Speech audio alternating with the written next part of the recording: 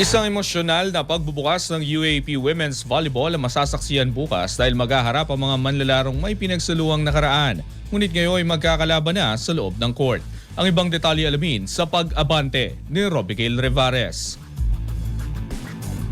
Tatlong bagong mukha ng University of the Philippines ang agad masusubok sa opening day ng UAAP Women's Volleyball at hindi basta laban ang kanilang haharapin. Pangungunahan ni Cassie Dongalo kasama sina Jelay Cajero at Kizzy Madriaga ang UP Lady Maroons sa kanilang debut laban sa dating kupunan ngayong Valentine's Day sa Mall of Asia Arena. Matapos makumpleto ang isang taong residency, handa na ang trio na isuot ang kulay ng State U sa isang labang may halong emosyon at kompetisyon. Ang sagupaan ng UP at UE sa Women's Division ay nakatakdang ganapin sa 1:00 ng hapon, kasunod ng mga laro sa Men's Division sa pagitan ng UP at UE at FEU kontra DLSU. Sa kabila ng pagkawala ng ilang manlalaro at isang injury na magpapaupo kay Joan Monares sa unang round, nakatutok ang UP sa mas pinabilis at mas organisadong sistema sa ilalim ng bagong head coach na si Fabio Menta. Sa panig naman ng UE, isang bagong kabanata rin ang sisimulan ng Lady Warriors sa pamumuno ng kanilang mga baguhang manlalaro at bagong team leader. Higit pa sa isang karaniwang opening game ang laban. Ito ay paghaharap ng mga dating kasama, mga bagong simula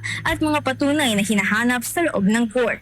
Ako si Robigail Rivares, Abante Sports, now na.